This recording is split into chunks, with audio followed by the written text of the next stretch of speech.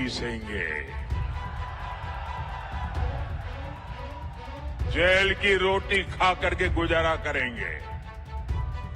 जनता का द्रोह करने वालों के प्रति कोई सिंपैथी नहीं हो सकती है।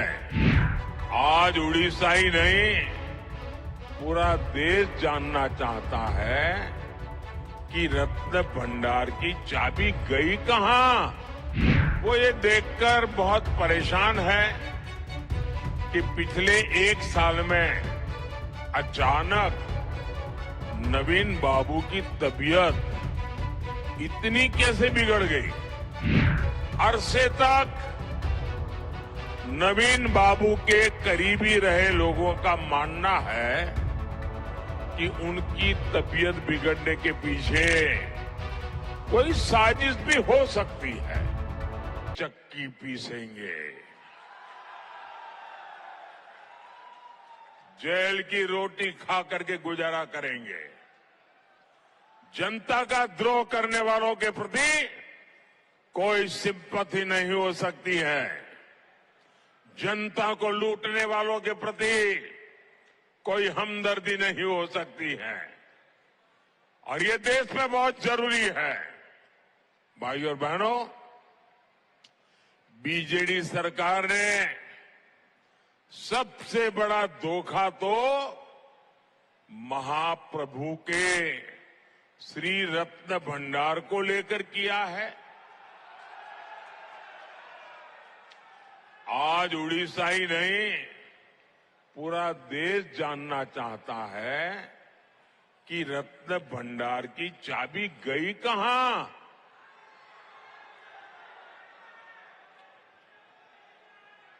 जो जांच हुई थी उसकी रिपोर्ट में किसका नाम है?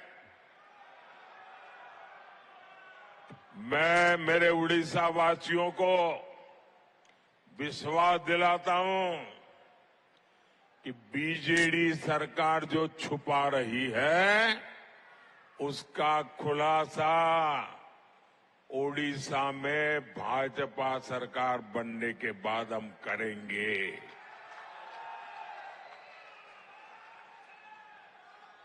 साथियों, आजकल नवीन बाबू के सभी शुभचिंतक बहुत चिंता में है।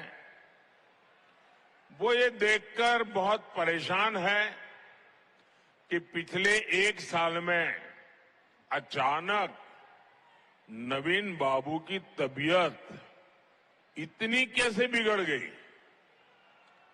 बरसों से नवीन बाबू के करीबी रहे लोग अब जब मुझसे मिलते हैं तो जरूर नवीन बाबू की तबीयत की चर्चा करते हैं।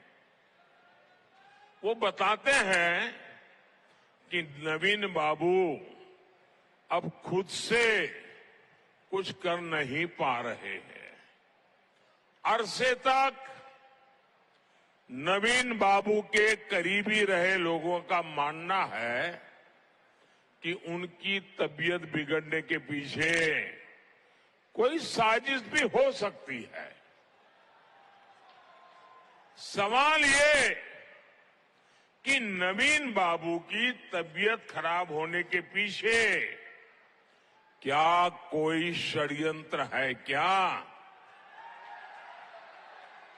ये उड़ीसा के लोगों को जानने का अधिकार है। कहीं इसमें उस लॉबी का तो हाथ नहीं है ना, जो नवीन बाबू के नाम पर पर्दे के पीछे उड़ीसा में सत्ता भोग रहे हैं। इस रहस्य से पर्दा उठना जरूरी है। उठना चाहिए ना? पर्दा उठना चाहिए ना? पर्दा उठना चाहिए ना? इसका पर्दा उठना चाहिए, इसकी जांच आवश्यक है। इसलिए 10 जून के बाद उड़ीसा में भाजपा सरकार का विजय होने के बाद हमारी सरकार उड़ीसा की भाजपा सरकार एक स्पेशल कमेटी का गठन करेगी और ये जांच करेगी कि अचानक नवीन बाबू की तबीयत क्यों गिरती जा रही है, उनकी तबीयत के साथ ये क्या हो रहा है, सारे तथ्य खोज करके निकाले जाएंगे। साथियों, उड़ीसा के पास पानी है, आदिवासी क्षेत्रों से होकर पानी बहता है, लेकिन आपको सिंचाई की सुविधा नहीं मिलती। बीजेडी सरकार ने 25 सालों में सिंचाई के लिए यहां कोई बड़ा काम नहीं किया।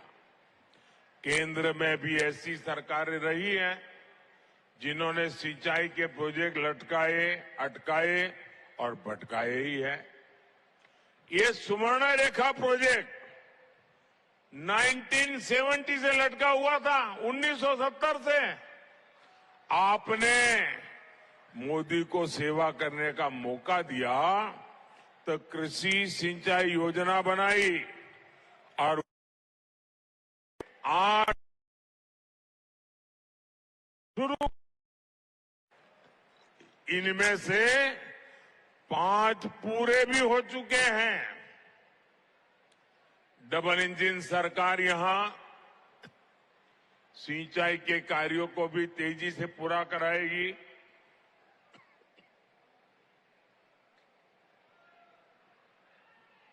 साथियों, ये मोदी सरकार ही है जिसने बादाम पहाड़ क्षेत्र में 100 साल बाद एक्सप्रेस ट्रेनों का संचालन शुरू किया।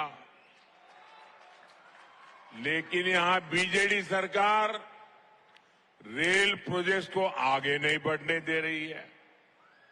भाजपा सरकार बनते ही यहां रेल कनेक्टिविटी और सशक्त होगी।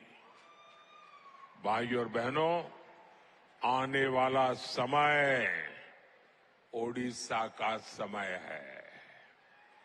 आने वाला समय पूर्वी भारत का समय है।